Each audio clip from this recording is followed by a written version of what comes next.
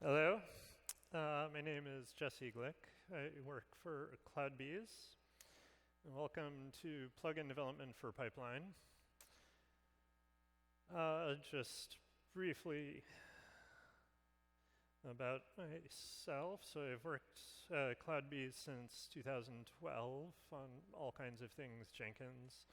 And a major part of what I've been working on is development of pipeline core itself. So the basic functionality of pipeline, the engine that makes it run all of your steps and collect all of the metadata about your build and all that sort of thing.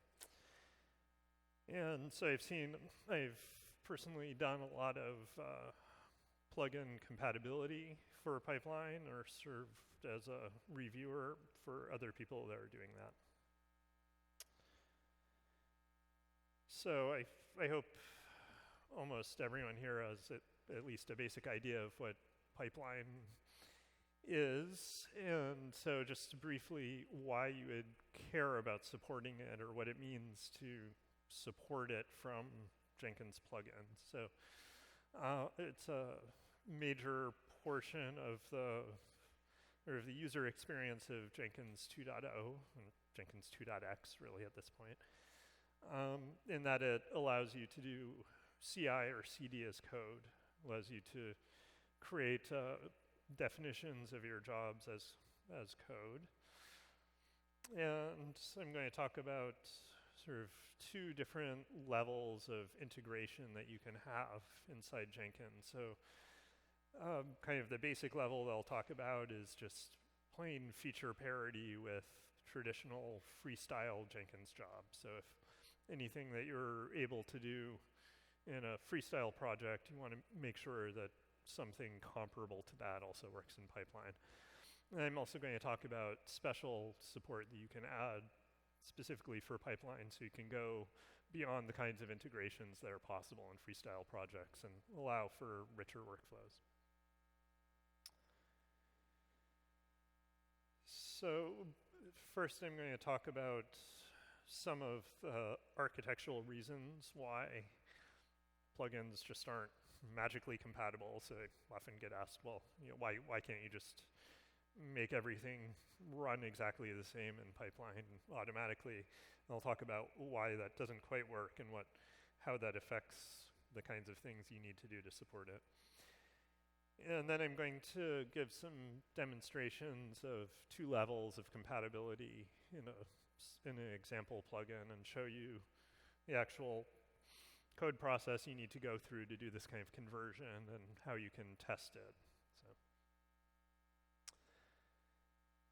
So first of all, how pipeline differs from freestyle projects. So the most obvious difference is that freestyle projects are statically defined. So there's a configuration that's defined in the user interface, and it's basically a fixed list of operations it can do in a fixed configuration that doesn't change from build to build. Pipeline is pretty different because your pipeline script, often saved into a file called Jenkins file, is a little program. And like any program, it could behave differently every time you run it. And that's by design, because we want to be able to let people's scripts take control of the details of what they want to do. So there are a lot of traditional Jenkins plugins that have some kind of logic baked into the plugin according to what the plugin developer thought was the best thing to do under some circumstances. So if in the standard Jenkins mailer plugin, by default it doesn't send mail unless you check some options or something. So it has baked in support for deciding whether or not it's going to send mail. That's something that can be handled directly in pipeline just by using logic in your script. Things that are contributed to freestyle projects run in this pretty fixed order. I'm glossing over a few details, but basically there's only a fixed sequence of things that can happen. So for example, If there's any version control system defined in the project, it's always checked out before you start to run build steps. There's no control over that. So plugins sometimes assumed that that was always going to be the case and behaved accordingly. That's not true in pipeline. You might be doing any of these things in all kinds of different orders. So it's perfectly commonplace to have a pipeline script that spawns a dynamically determined number of parallel branches, from 3 to 25 simultaneously according to something it computes, and then each time it's going to get an agent to run with its own workspace to run builds on, and it might check out multiple kinds of version control repositories in different places and do reporting halfway through the build and then do some other stuff. So you can't assume that things are going to be in that fixed order. You have to be more tolerant of different behaviors. Another little subtle point is that a few plugins, for various reasons, sort of looked at the configuration of the job that they are in. For example, a builder might have looked to see what version control system was configured on the job. That's not something you can generally do in pipeline because, again, this is just a program that came from somewhere and it's going to run and no one knows for sure what it will do until it runs. What you can do is you can look at a historical build. For example, you can look at the last successful build that ran and look up what steps that one actually ran. And you can even get things down to the details of the particular arguments that each step used. Another important difference is that freestyle projects start up and are very much tied to the Jenkins lifestyle. So using a native Java thread is actually occupied for the whole duration of the build. And if Jenkins gets restarted for whatever reason, you either wait for that build to finish before you restart or it just gets killed. Pipeline builds can run across Jenkins restarts, which is useful if they happen to be really long running or if you might want to do a lot of restarts. That means that anything that it's doing that's in flight has to be able to be serialized to disk. So as soon as Jenkins comes back up, we read in the whole state of the build and start up from where it was running before. That has some effects on plugins because they need to be able to keep all of their state in a simple form and read it again. So I'm going to go over what goes into doing basic compliance for a plugin. There's a bunch more details here in the pipeline plugin repository and the Jenkins CI org. There's this developer guide that has all kinds of gory details and advice for particular cases. But I'm going to talk about the concepts and go over some of the basic versions. So first of all, there are some APIs that are defined in Jenkins core that are specially designed to be friendly to pipeline. So the most commonly encountered one, we'll see a demo of today, is available as of Jenkins version 1.580. So you do need to be at least require that version of Jenkins, but that's pretty old by now, a couple of years. There's another version that applies to build wrappers. So in a freestyle project, this shows up as environment this build runs in. There will be a list of checkboxes for that you'll get with certain plugins. You can also make those transparently available in pipeline projects. And some other things I want to talk about, like build triggers and things like that. I'll show an example of how you update to a modern build infrastructure to make it easier to get access to all this stuff too. So the main work that you'd be doing, besides using these new interfaces, is that you're going to be stripping out assumptions that don't necessarily hold. So these abstract project to job and abstract build to run, these are some classes in the Jenkins model APIs. Basically, abstract project would be things like freestyle projects. representation of a freestyle project, and it's more specialized than job, which job includes pipeline jobs as well as freestyle jobs. And the reason that you make this type signature switch is because a lot of the things that are defined in abstract project or abstract build you can't rely on, because those are things that don't make sense for pipeline. So for example, abstract build has a method that tells you the workspace that it's running in. That there's no concept like that for a pipeline build, because you might be running 25 simultaneous tests on a whole build farm in 25 different workspaces, where you might not be running in any workspace. Right now, you might be doing something else that doesn't need a computer right now. So when you use the more generic signature, basically all of the Java type checking kicks in and tells you, your plugin won't compile until you get rid of some of these assumptions at least.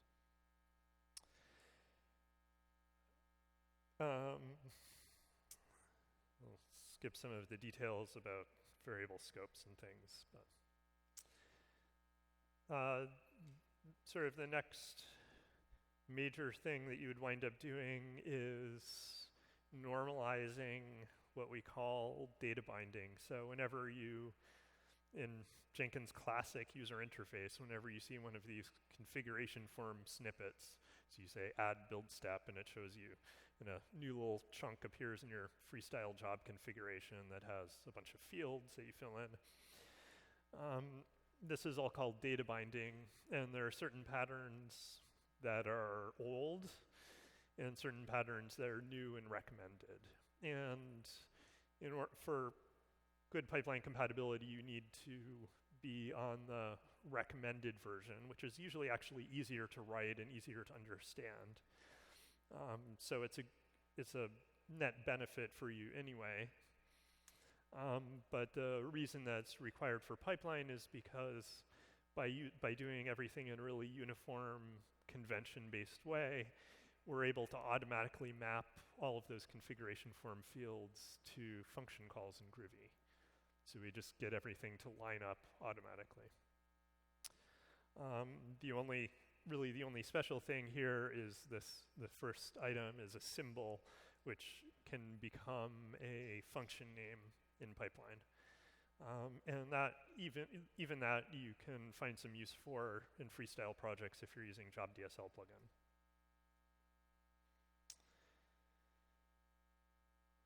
One other set of a little bit more subtle things is that for what we call CD as code, this is multi-branch pipelines, organization folders, where you just point Jenkins to a GitHub organization or something like that, and it pulls in Jenkins files and starts running them without any further configuration in Jenkins. You really want the build script to be self-contained, and so that means that if at all possible, you want to avoid any kind of global configuration that an admin has to set up ahead of time. You want to really push everything into the step itself so it can be controlled right from the step. If people do need to share configuration between jobs or avoid duplication, that sort of thing, they can already do that with libraries and all sorts of other mechanisms. So don't try to take over that. And also, any parameters you get, you treat as constants, because if people want to do variable substitution from build parameters or from any kind of variables, they just do that in the script. Not something a plugin needs to do. When you're testing this stuff out, anyone who's done any Jenkins plugin development, I hope, would know this first command, which starts up a test copy of Jenkins and lets you play around with the plugin pre-installed, and it makes it really easy to rapidly test out changes.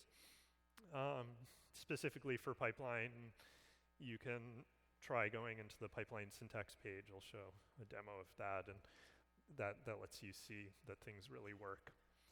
There's a whole bunch of special things you can do for automated tests that I'm just going to show.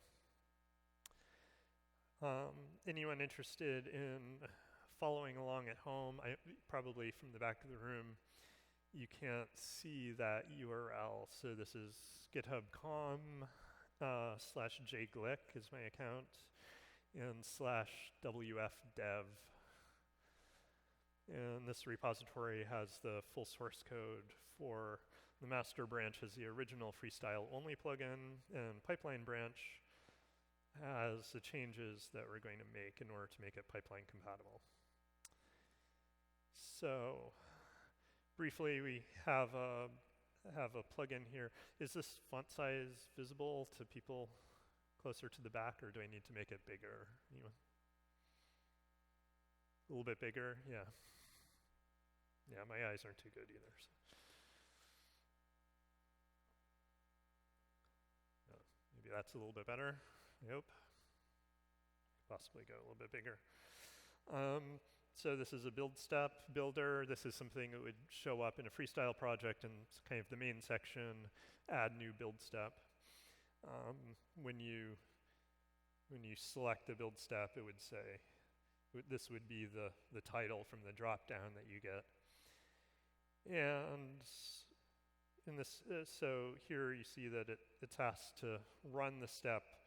It's given an abstract build, so that's a freestyle build. And then we're just going, and this is a really simple demo plugin, so it's just printing a message to the log file and not doing anything else. So what I'm going to do is switch this over to the pipeline version, so you don't have to watch me typing all of this stuff in laboriously.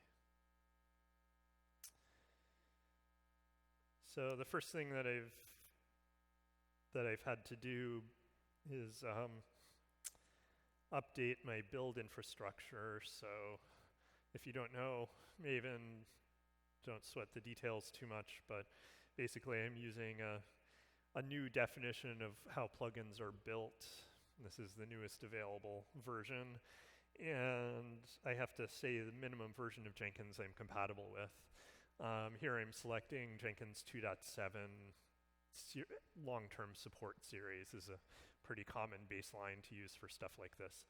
So that means any APIs available in that version or later I'll be able to take advantage of and I'll also test against. And I'm adding a bunch of, in order to test against pipeline using automated tests, I'm going to add a bunch of test scope dependencies. That means that whenever my plugin gets built automatically, it's going to ensure that everything I specify is actually compatible with pipeline. So the main thing I've done here is I said I want to be a simple build step, so this is a pipeline compatible version. I have a slightly different signature here. It can take any kind of run, so that means any build, freestyle, or pipeline is going to work. And this has added a new parameter with the workspace, because again, you might, in a pipeline build, there might be lots of different workspaces all at once. So every build step is going to need to be told, where are you actually running? Which agent are you running on? Otherwise, it's mostly similar. I've done a few conversions where I've moved some global settings into part of the configuration of the step itself. And I've also done a little bit of conversion where I've said that there's two kinds of parameters to this build step, a name and a optional feature flag. The name is going to be mandatory, and so I put it in my constructor, so that means everyone who runs a step has to supply that parameter, and the pipeline engine is going to know that. But this other flag has a default value. In Java, the default value of a Boolean is false. So it's going to be off by default. This data-bound setter annotation means there's a checkbox for this.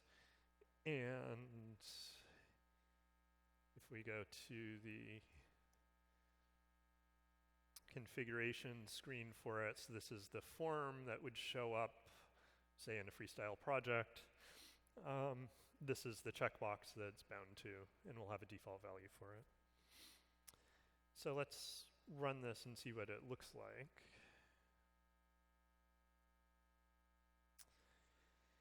So here I'm using an IDE as a shortcut to call this command HPI run, but actually I can do the same thing from a shell.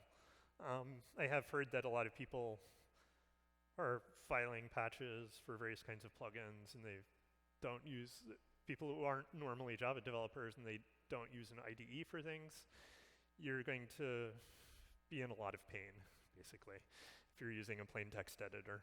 A lot of the things that make you productive in terms of being able to make these kinds of changes quickly come from having an integrated development environment that gives you type information and all these things. So let's see what happened when we ran this. So it starts up a Jenkins on a local port.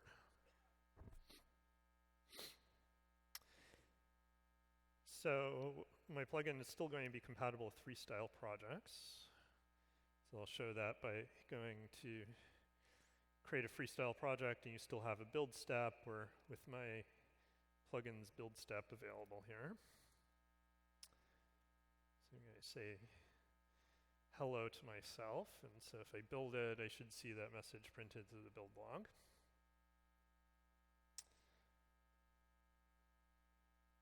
There we go. But it's now going to be available for pipeline projects too. So let's make a new pipeline. And in pipeline, so you're sort of given a blank page for the script here, but you do have a bit of help. So you have this pipeline syntax link, and if you click on it, it opens up another page with, I'll make the font a little bit bigger, opens up another page with this list of all of the steps that are currently installed in the system. And you'll see that this new step that we defined called greet, and I picked that name by adding this symbol to my builder. So this is available, and if I type in some name here, it's going to offer a syntax I can use to run this from pipeline. You can see that you can have things like form validation and so on work in this mode. So it's not just a static form, it's actually it's doing some live computation, like checks on the validity of inputs and things like that. And it says, oh, I think, because it had this little bit of code here that said these kinds of names with accent characters look like they should be French. So it's going to pretend that I should be French. So that's what it would look like if I selected that checkbox. It would give me a somewhat different syntax. But I'm not going to do that. I'm just going to use my real name in English. And all I need to do is copy that and try pasting it in. And unless something goes horribly wrong, we should see something that looks very much like we did for the freestyle project. So here we have the message, and here it has the step that we just defined. You can also see this in this, if you click on pipeline steps, it'll also give you a list of every particular step that was called in the course of the build. So here it knows that it ran this kind of build step, and it has the output specifically from that.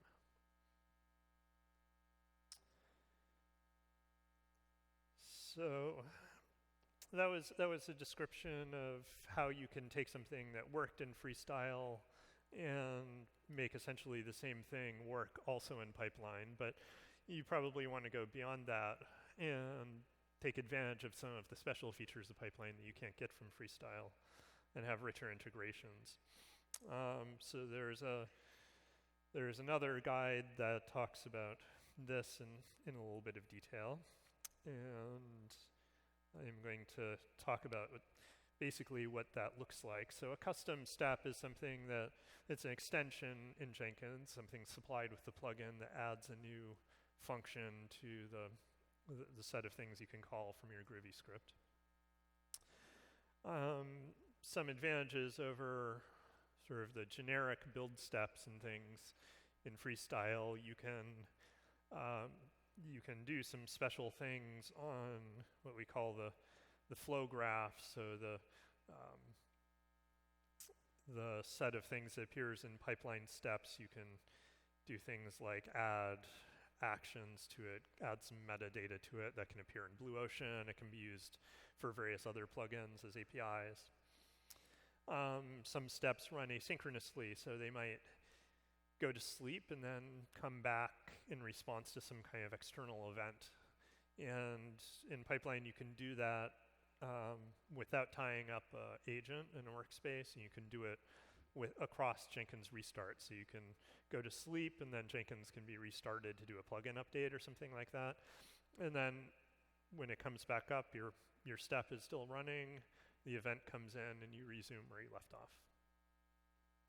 You can also have a wrapper that has a body, so you can have a step that takes a set of things inside it that you can run any number of times. And some various other technical reasons, but one common reason is just that there's a build step or something in Freestyle that could be made compatible with pipeline, but it's just accumulated so much cruft to work around limitations of Freestyle projects that sort of the original meaning of the feature has been obscured behind all of these options. And sometimes you actually want to start over with something simpler and more basic. So I'll show some code examples of these. Basically, you have a step is the definition. This is sort of interchangeable with a groovy function call notation and with a configuration form with the fields filled out. The descriptor is just some metadata about the kind of step. It gives the function name and some other stuff. And the step execution is the live record of what happens when you ran it in a particular build. That keeps track of any kind of state that you want to have. And you have a configuration UI for pipeline syntax, very much like we just saw for the Freestyle build steps. There's some, you have to pay some special attention when you're writing most kinds of steps to deal with things that are asynchronous, because you basically have an event-driven model. So your step does something, and then it goes to sleep, and then an event comes in, and your step tells the pipeline engine, hey, I'm finished, here's a return value from the function, or hey, I'm finished, here's a exception that needs to be thrown and reported as an error, something like that. With block scope steps, you can run a body, you can pick up a return value from the body and reuse it, or modify it, or throw it away, or catch errors that occurred in the body and report them, or throw them up, or anything that you need to do. And we'll show examples of how you can adjust build console output inside it, things like that. So let's take a look at a block scope step. In terms of dependencies that we did, the only change that we made to add a custom step is that this plugin, Workflow Step API, this is the basic definition of what steps are. I now have a direct dependency on this. So previously I had a test scope dependency on it so that I could use that as part of my tests. You see I have an error on this file now. I need to actually depend on it. It's a lightweight dependency. If somebody's not using pipeline, it doesn't really have any effect. So make this larger.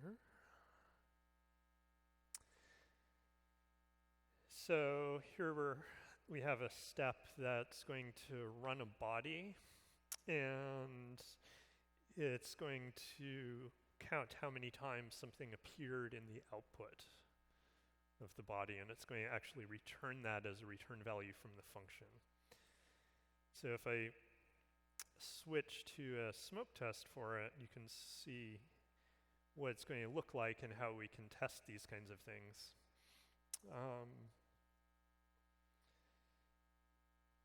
Let's see if time.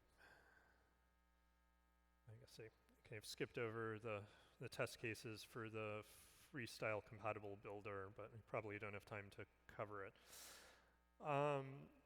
This restartable Jenkins rule, it's sort of a special test framework system that you get whenever you write a Jenkins plugin.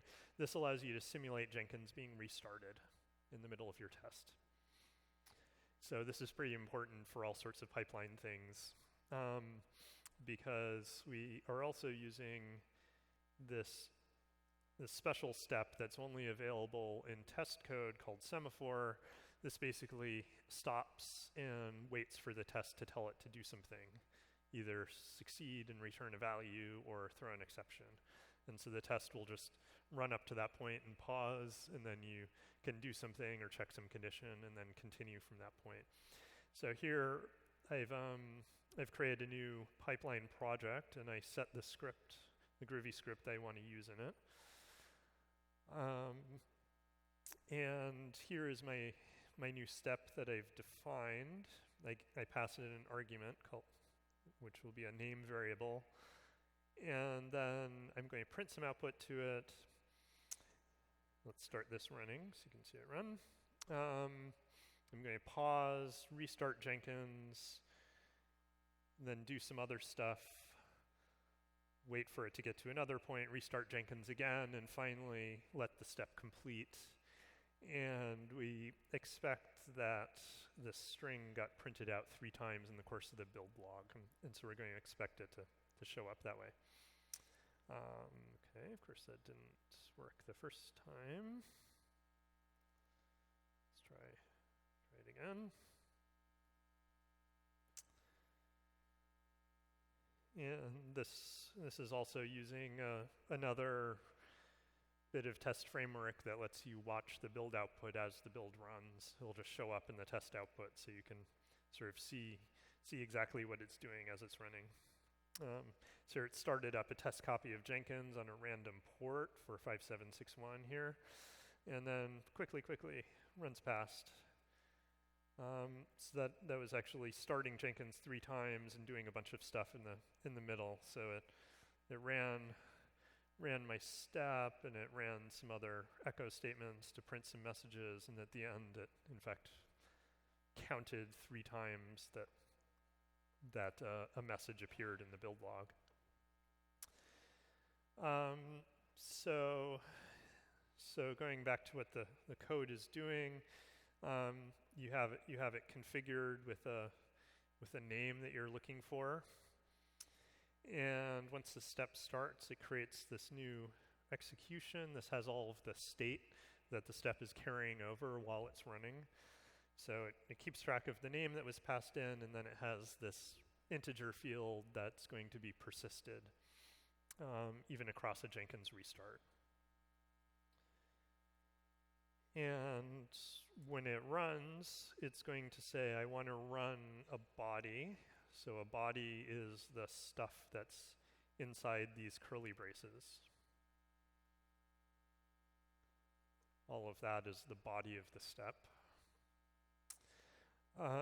And I want to apply a special build log processor to it.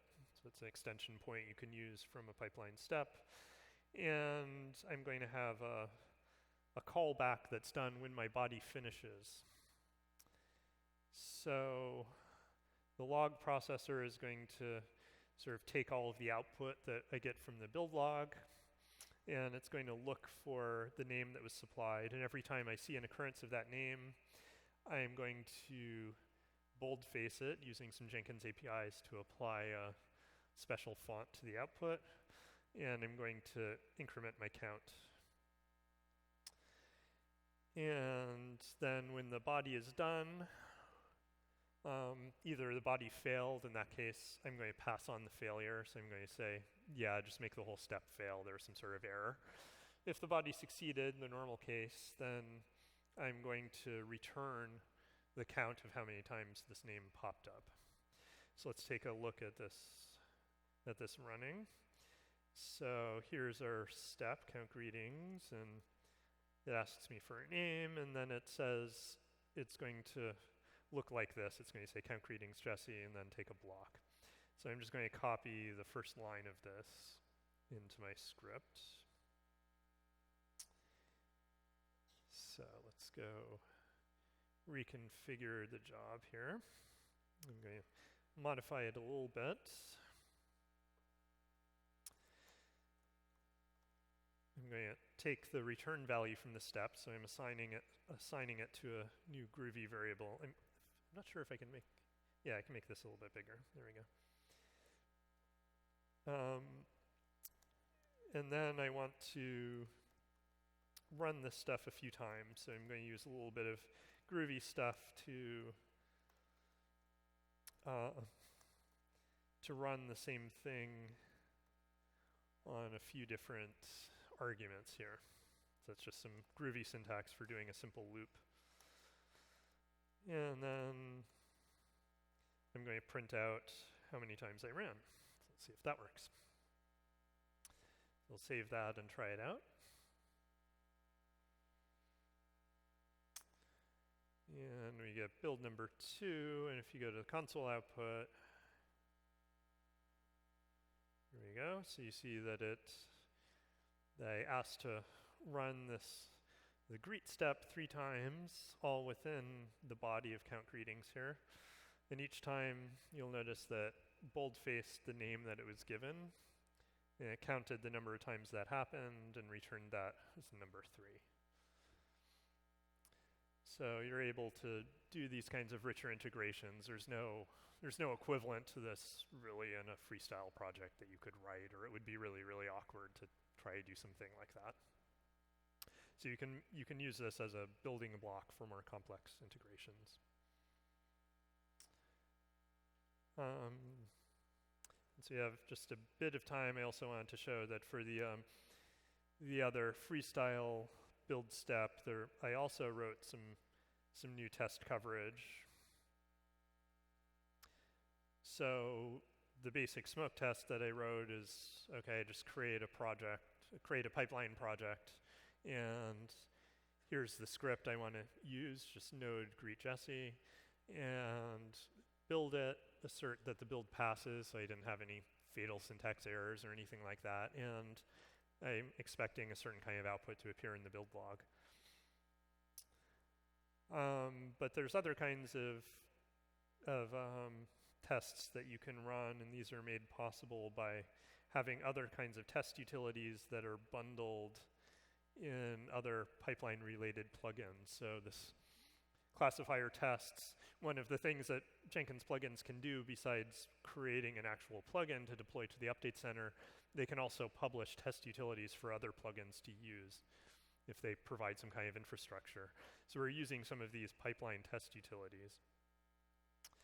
And this one, step config tester, allows you to verify that the config screen of your step was written correctly. So if I were to, here's my config screen, and people sometimes make various kinds of mistakes in here. So if you, for example, you typed in French instead of use French, so there's a mismatch relative to the name of the field in Java. In that case, this UI step is going to, you can let it run. It'll take a minute or so to run, but basically it's starting up a fresh copy of Jenkins and actually trying to load up that configuration form in a sample freestyle project just to get an idea of whether it's possible to configure it. So if I do this quickly before the test finishes. Yeah, it's still there. Okay. So you can see that it's actually loading up my configuration form, and it's doing the equivalent of taking a saved configuration and then trying to resave it and making sure it gets the exact same thing back. And that makes sure that all of your fields are wired up correctly and you didn't have any typos. In this case, I inserted a typo intentionally, and so we get a test failure at this line like we expect. So that'll catch a bunch of little simple mistakes. And then another thing you can do using the snippetizer tester is that you can look at what the pipeline syntax page would actually advertise as the recommended form of your step. So you can make sure that Jenkins itself is actually suggesting that your step be called in the way you expect it to. So I could talk a bit about global variables and libraries and things like that, but this would be a great time for questions if you've been saving them up.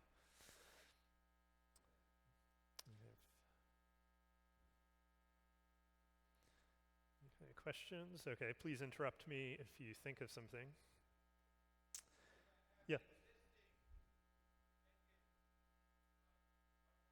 Yep.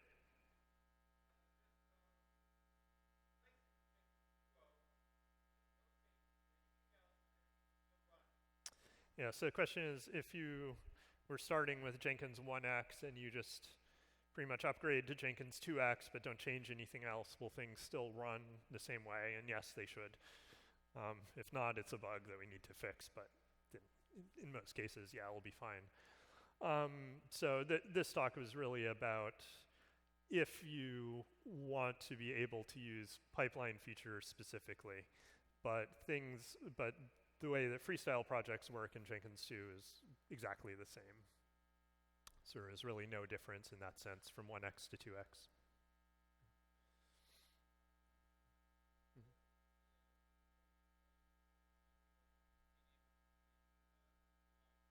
Mm-hmm.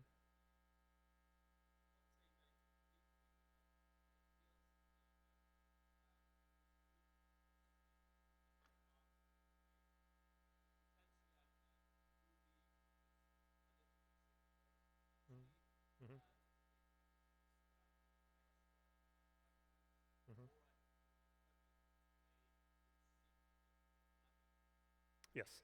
So the question was about, I can actually sort of skip ahead to a slide about this, but the question was about whether you necessarily need to write a plugin if you can use Groovy libraries, which is a basic feature of pipeline. And the answer is it depends. So they can be complementary approaches.